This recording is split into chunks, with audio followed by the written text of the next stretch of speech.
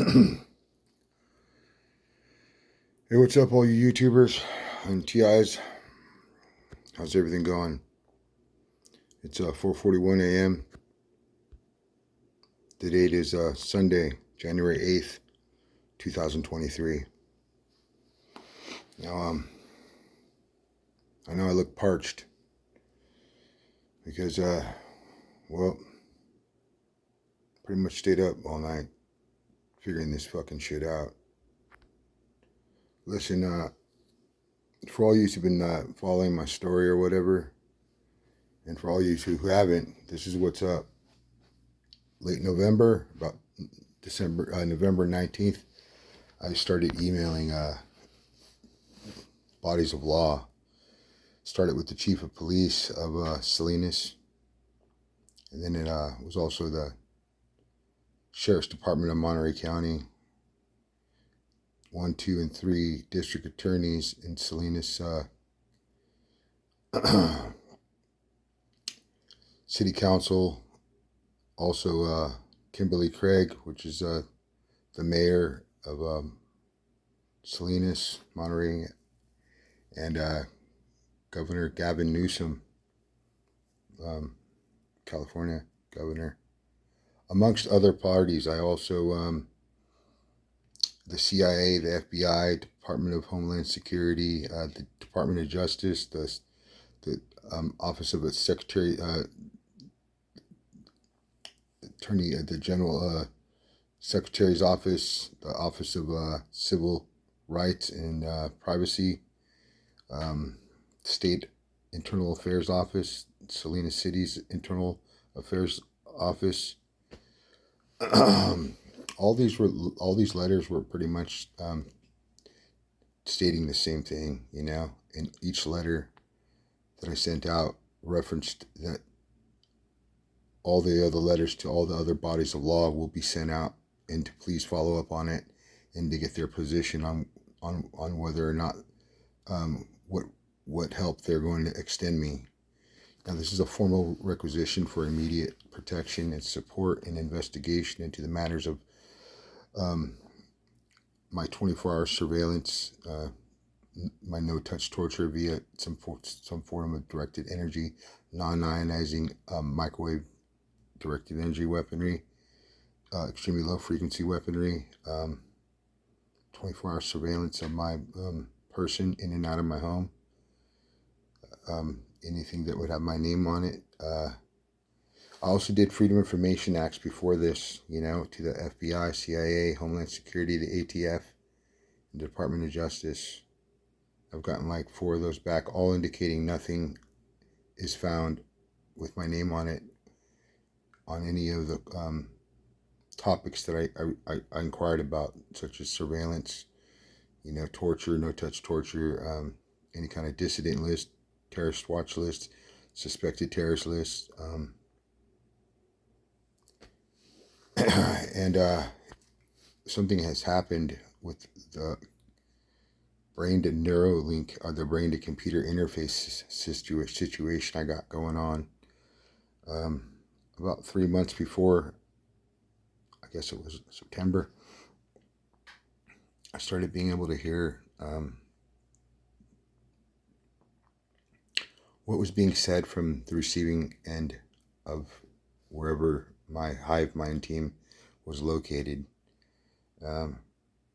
There was a time a few years back when I was in the woods, I was able to hear some things like full sentences or what have you, and it hasn't ever been to that clarity until, you know, September of last year.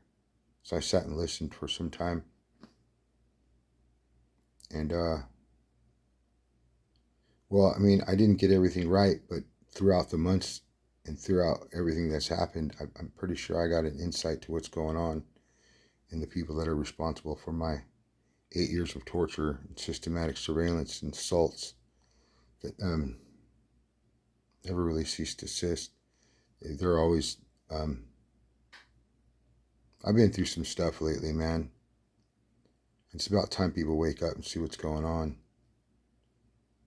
I was told a lot of narratives, you know, to get me confused as to what the potentiality could be But I do believe it's going to revolve around this friend of mine named Sarah Estrada.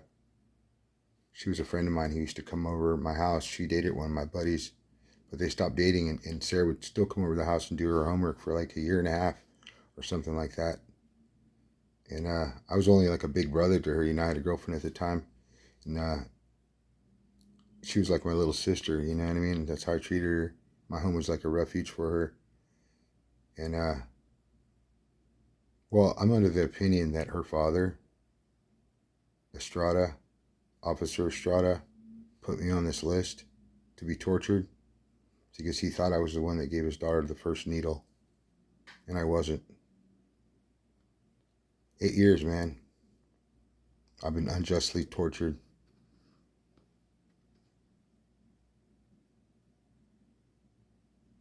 And this is what I think is the situation here. My child's been kidnapped from me and held against my will and has been told malicious lies about me, and potentially has even been subjected to this brain to computer interface situation to affect her memory as to who I was to her. I've heard some pretty horrific threats the last few months from these people. They've threatened to kill my whole family. They've threatened things that we do to my daughter I just don't want to talk about. But straight violations that no father would ever want to even hear.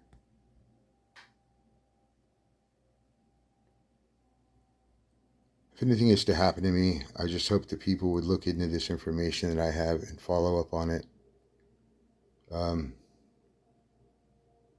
I do understand that the police that were doing this were always confused as to why they were doing it, because there's no criminal really merit for this or torture I was subjected to for all these years.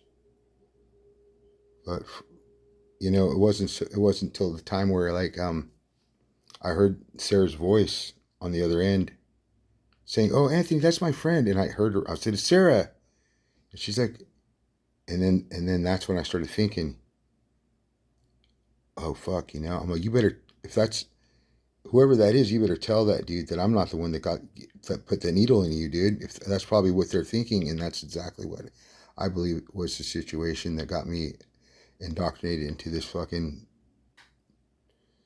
non-consensual behavior modification, social engineering experimentation that incorporates no-touch torture, directed energy weapon assault, coupled with voice-to-skull technologies for psychological warfare. I'm vehicular followed. I'm surveilled everywhere I go, and it's been like that since 2016. If anything is to happen to me, I want people to know that I'm a victim from an atrocious crime that violated my civil liberties every day, that subjected me to torture and psychological warfare, harassed me every day. And it was all because of a lie or an assumption or a thought that wasn't even validated by this guy named Estrada, Sarah Estrada's father, stepfather, adopted father. Now, I don't know who my daughter's guardians are, but I do believe there's an association there. My name's Anthony Cruz, and I do believe my life's in grave jeopardy. I've contacted all those officers, and the only people that have contacted me back was a couple of rookies that came to my house basically to tell me that we've got your letters, and we got your letters, and yeah, it's being investigated. I said, well, who is investigating it? Oh, that's out of our jurisdiction. So why the fuck are you guys here then? To tell me not to write any more letters? Pretty much, that's what they're there for.